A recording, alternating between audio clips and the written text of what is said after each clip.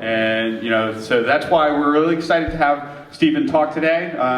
Can share some ideas, some thoughts, and some vision with you guys to see if you can maybe adopt some of the best practices and integrate them into your own organization on growing a team. All right, so without further ado, Stephen Vance. Thanks, man.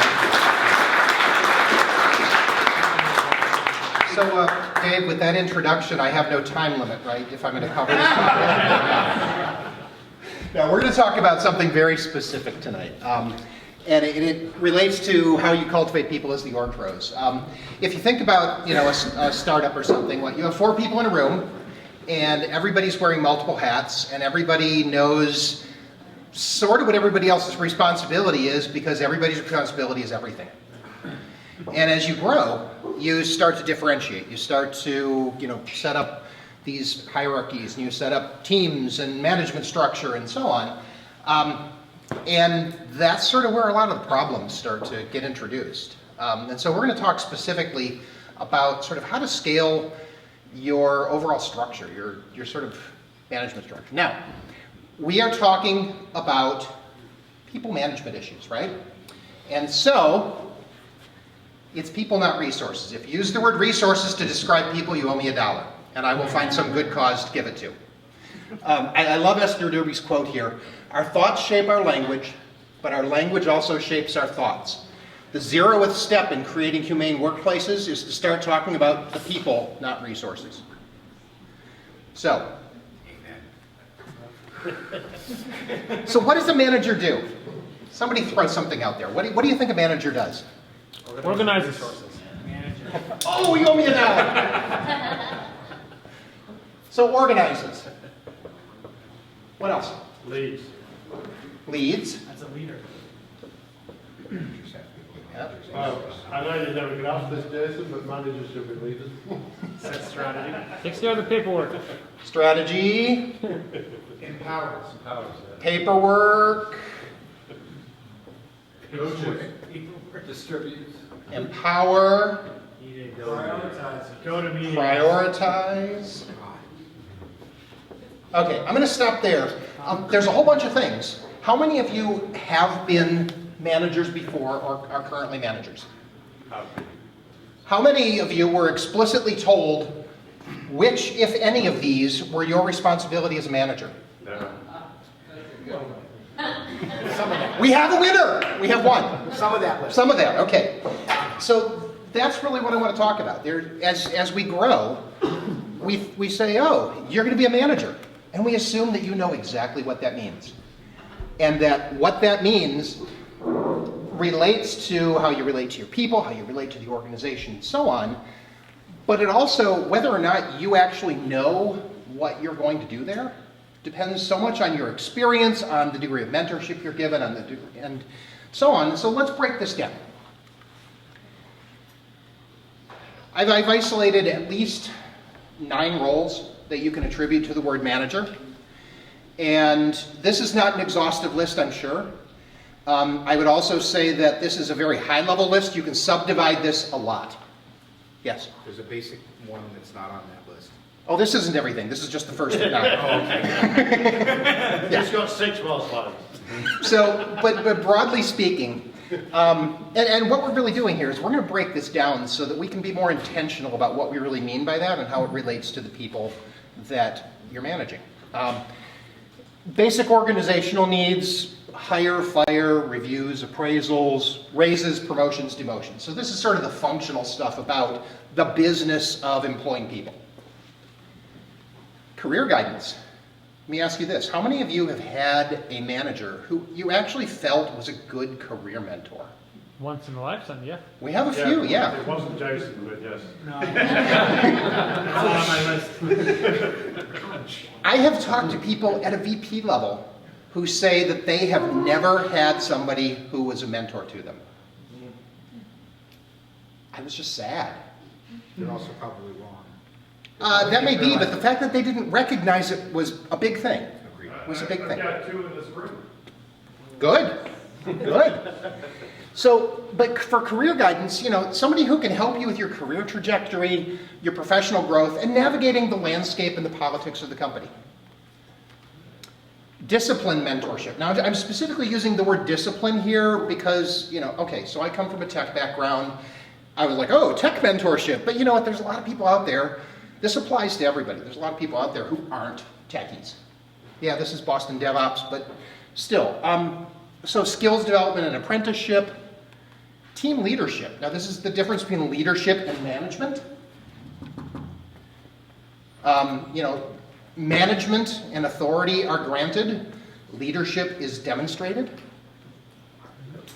And but it is something that you can teach. It's something that you can learn.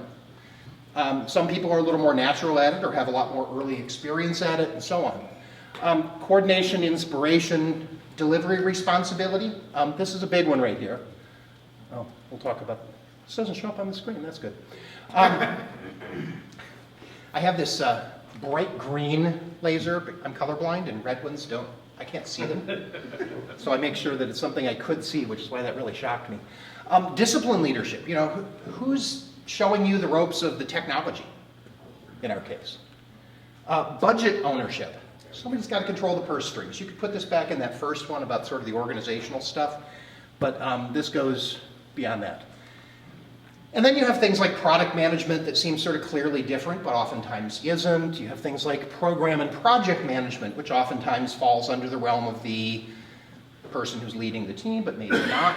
And then my favorite, honorarium for time served. Guess what? You've been here a while. We don't have a career path for you, so I'm going to make you a manager so that I can justify paying you more. It's a real thing. We're not going to consider it as a role, but it is one of the reasons that often falls under the term manager. So why do I break this down?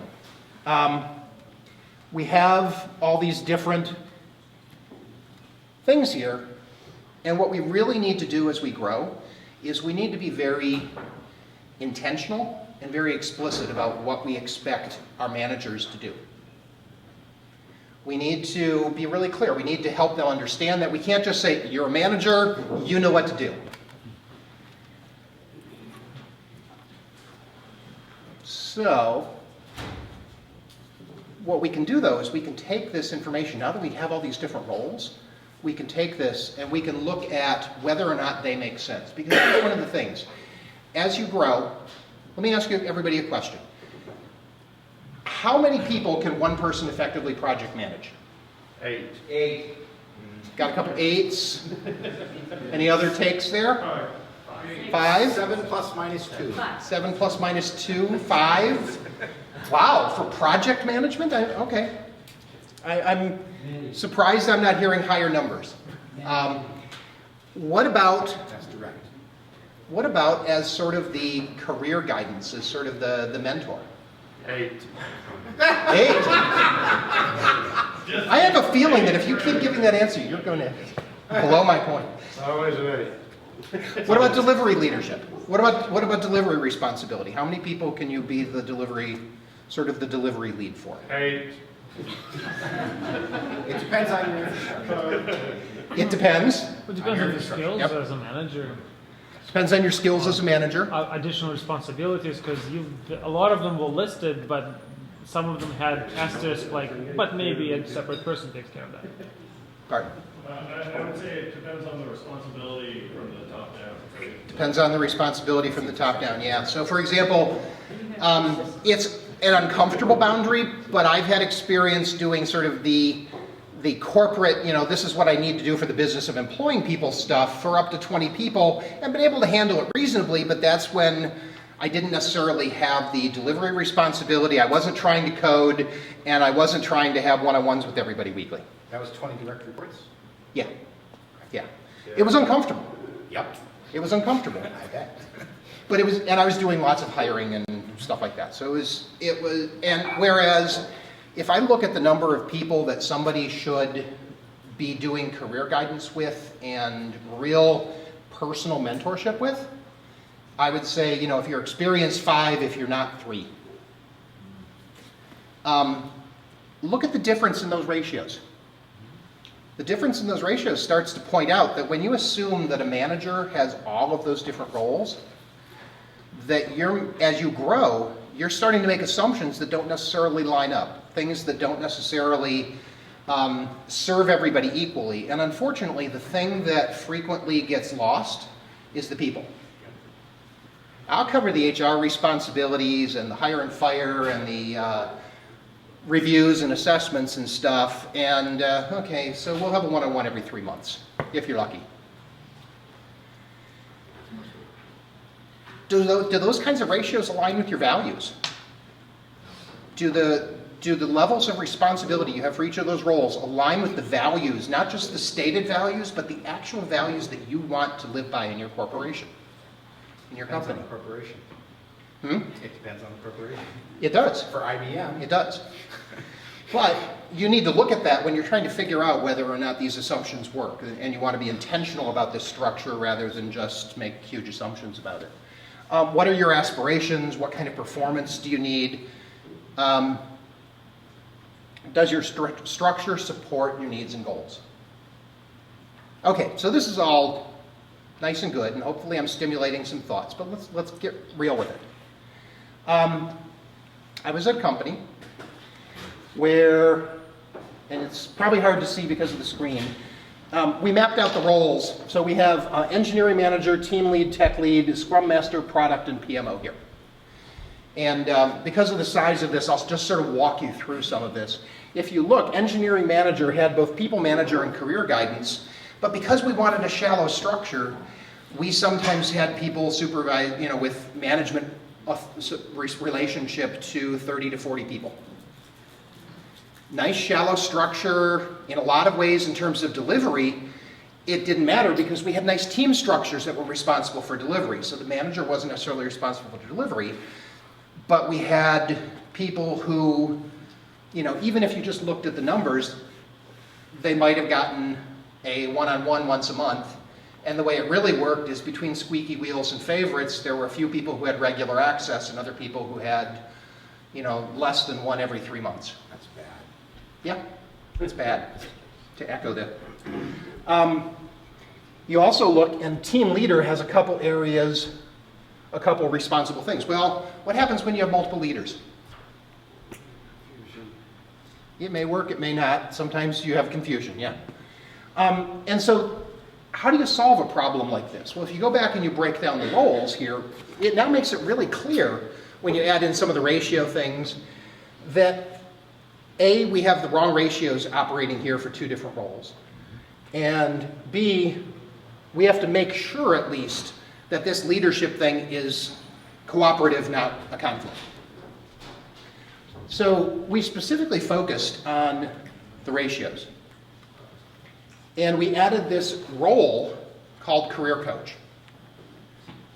And so the way we did this is we went throughout the organization and we said, who are the people who have enough experience to be able to have some perspective in their discipline, who have some skills with people, who have the desire to help people, and who want to do this. The last one being really, really important. You don't just say, you go do this, I don't care if you want to or not. It's not a good recipe to cultivating people very well. And so we added this in, and basically this took care of the sort of career guidance, and we did it at a ratio. We made sure that everybody who was new at it had somebody who had done it before as their mentor, as their career coach, and that people who had done it before had a ratio of no worse than 5 to 1. There was one exception with 7, and it was somebody who was very experienced at it. And people who were new at it had no more than 3. Was that their only responsibility, or is that just an additional? It's a role. It's a role. In fact, this gets to one of the interesting things that we'll talk about, in that it essentially established a separate hierarchy. Mm-hmm. And in fact, originally we talked about even putting appraisals and stuff in this role, and it confused the hell out of HR to try to figure out who was the manager of record with that separation of responsibilities. So we ended up backing out and reducing the scope of the role and so on. But we got to this by thinking very intentionally about how we were serving people within the structure we had, with the ratios we had. And there were good reasons why we wanted a really shallow management structure. but those reasons weren't serving the people.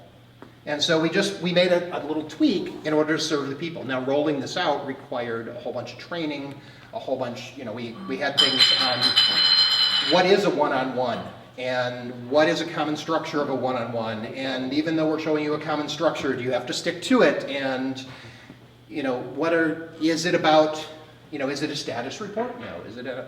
We had additional training planned for giving and receiving feedback for the entire organization. And a whole bunch of other soft skills. But we were planning it in a way that we could really train it. So how could you apply this in your organization?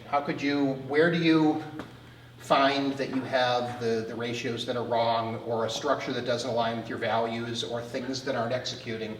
And what's the real problem? It's usually going to be some conflict in those roles and responsibilities, whether it's somebody's overloaded with respect to part of it but not all of it, or you have multiple people serving the same thing, pulling different directions. We also had some lack of clarity between were managers responsible for delivery or not. We also, by the way, had individual people who were holding multiple roles. And so the clarity of which roles you are holding and which hat you're wearing at any given moment is really important. You don't have to cleanly separate. So somewhat to your comment earlier, Mick, the fact that we had this career coach didn't mean that we had dedicated career coaches. In fact, none of them were dedicated career coaches. We couldn't have justified that from a business economic sense. Yep. What we could justify was a little bit of a salary bump associated with being willing to take this. Something that was associated with performing a duty that was respected, and it was modest, extremely modest, but it was something that was, something that people felt was reasonable, that acknowledged the additional contribution they were giving, but not so much that they did it just for that.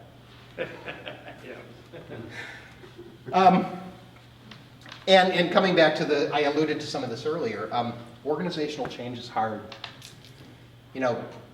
It's funny, I had a developer, I've served in a whole bunch of different roles, from some very, very technical programming through being like lead agile coach and stuff like that. And I had, in the agile coach role, I had a very, very technically focused developer come to me and he said, why do you do this? Why do you do something that's just so non-technical? And I'm like, people are the biggest problem you will ever solve. Try and reprogram an organization and see how easy that is. And so, we had issues with HR not understanding what it meant for one person to be responsible for reviews while another person was the manager of record, especially when they wanted to figure out how to get it into this people management system that only understood one hierarchy. This goes pretty well beyond matrix management. We had problems with people. I mentioned aspired to give certain amount of training. Unfortunately, I left before this was completely rolled out. In fact, one of my last, for better or for worse, one of my last activities at the company was to start the rollout of this and try to prepare the remainder. And a lot of the training that I had prepared or was planning to deliver on related to this wasn't delivered necessarily in a timely manner or at all. Yes? Do you know how successful it was then? I'm touching on that a little bit. I do have some. There ended up being some long-term confusion with some people over what this role was supposed to do, why they were doing it, and so on, because a lot of the motivations behind it hadn't been fully reinforced.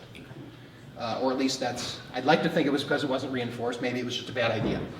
And the point is not really the specific experiment here. It was billed as an experiment. It was the point is to make sure that you are consciously crafting the size, the hierarchy, the roles in a way that keeps taking care of the people in mind. Because, some people have no problem working for a big machine. Some people really rub against it. You can have big organizations that aren't big machines. A couple of blog posts and some very interesting YouTube and TED Talk videos there. I'll post the slides up to SlideShare and get it onto the discussion board. And if you want to contact me, there's my contact info. Any questions? So awesome. Right here. All right, in the back first. Hey, you kind of glossed over earlier on something that's kind of great interest to me. The idea that technical people, in order to make more money at a certain point, I won't say most organizations, but a lot of organizations, are forced into management. Whether or not they are necessarily bound for management, have interest in management, or will even be good managers. It's been told to me that IBM solved this problem many years ago and said, essentially, look, you can be on the technical track and make more and more money, and we're going to have managers who are good managers, and they say to the managers, look, you're going to manage people who are making more money than you. Can you speak a little bit to that concept? I've seen a few different solutions to that. A few different, there was one place I was at where you had this idea of a team lead who, it was the entry into the management track, but it wasn't the management track. It was the point at which some people stayed there for years, but if you wanted to proceed into the management track, this is where you went. And in this particular company, you basically had to decide between the management track or the technical track.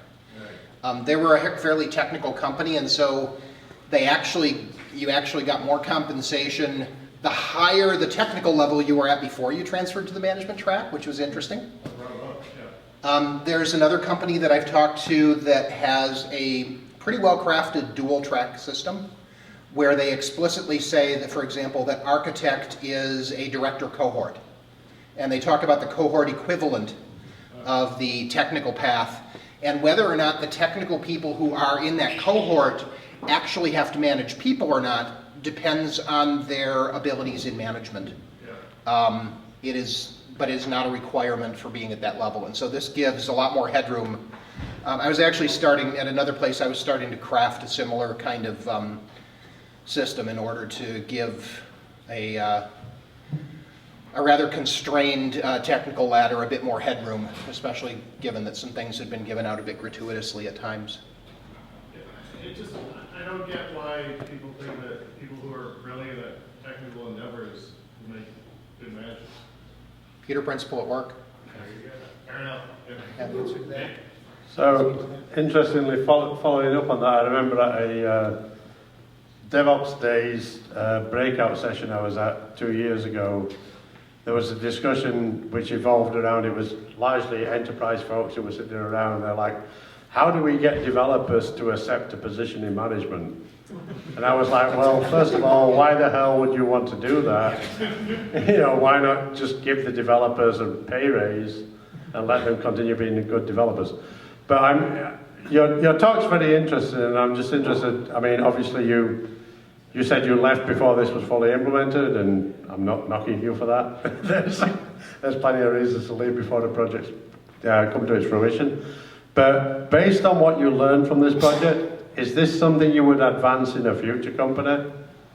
Do you think the kind of model that you laid out worked, or are there things you would revise? I would say it would depend on the company. I think that it is viable, but in the right context. I think setting up especially in this, HR doesn't necessarily have to be the people to track the structure that takes care of people in this respect.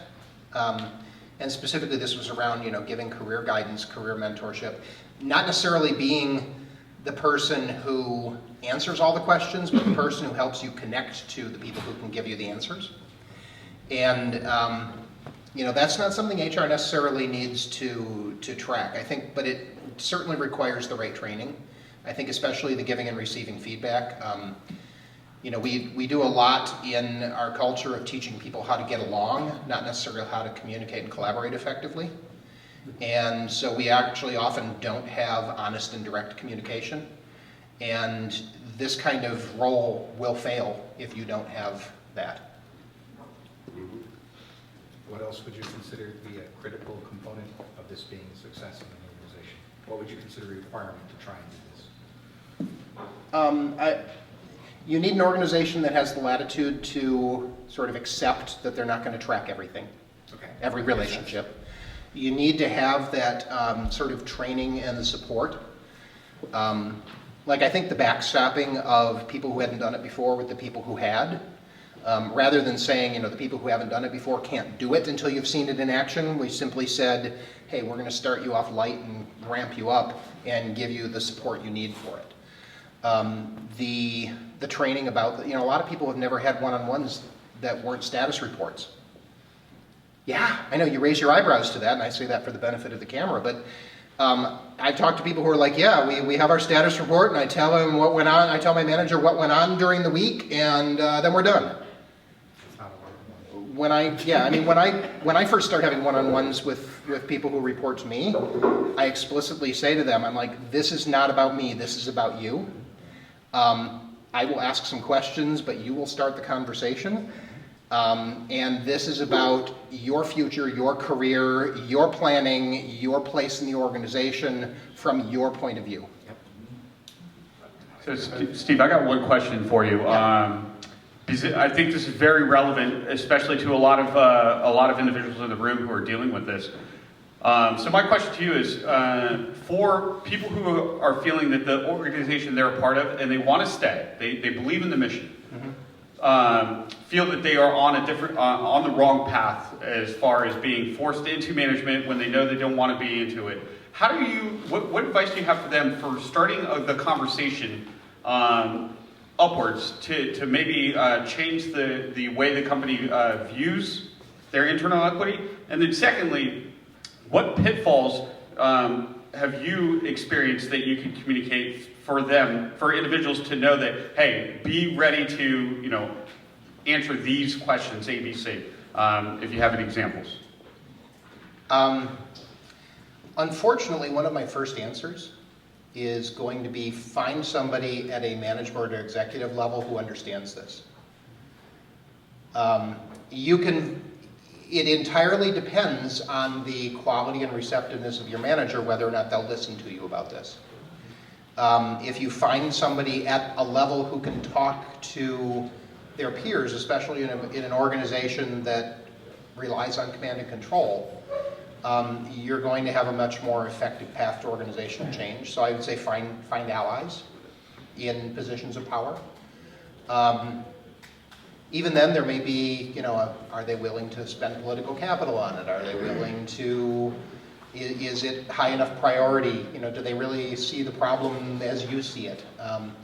Unfortunately, if you look at our industry, average tenure is less than 2.5 years. And part of that is because oftentimes companies don't do the pay raises to match the market increases, or they don't give the variety of the technical exposure for you to really have this career growth. Having that career thing, you can try, I would also say you can try to steer your manager into having a more you-centric one-on-one, or register specific agenda items that you want to talk about with respect to that to start opening some of those doors. It's a hard one to, especially in an organization that either isn't thinking about what a manager should do or is very set in its concept of what a manager should do. It's a very hard thing to change as a grassroots effort.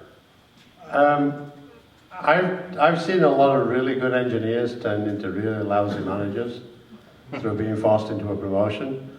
And I actually think the engineers themselves have to coin a phrase, grow a pair. And they have to say, look, I'm not going to take a management position. If you value you're obviously trying to promote me because you value my contribution. If you really value my contribution, keep me as an engineer. Give me a few bucks more, but I'm not going to go into management, and if you force me this direction, I'm going to quit. And I know Jason has opinions on this. Nick has threatened to quit 5 times on me in my life. So, as a manager, I like to look in the mirror as Mick, and I think your presentation did a good job of saying, what do you do to help your manager? But I guess the question I have is, how much do we have to lay some accountability onto accounting and finance, HR, and I'm sorry, Dave, but recruiting to get it right. I mean, as an organization globally, you can't just continue to focus on your silo. I mean, there are things that I do really well that I get rewarded for because I have a great data-driven organization that functions outside of HR. So, yeah, we still have to go through the paces and do all the BS in our HR portal to say, yeah, you met your goals. But I mean, ultimately, there's a game, there's a score, and I know how to play the game, and so I'm good at it, right? I think personally I thrive in that. Others maybe don't, but I think engineers and developers do. That's why we drive so many metrics that we do. But I mean, ultimately, I find one of the biggest challenges, I wonder if you do as well, in getting executives in the chief people person or the chief of chiefs to really lay down and say, yeah, okay, my business is X and my engineering talent's going to make it, happen. And how much does Capital One, how much does here, how much does your current organization deal with this sort of HR and recruiting and finance are just not, they're not ready. They're 10 years behind.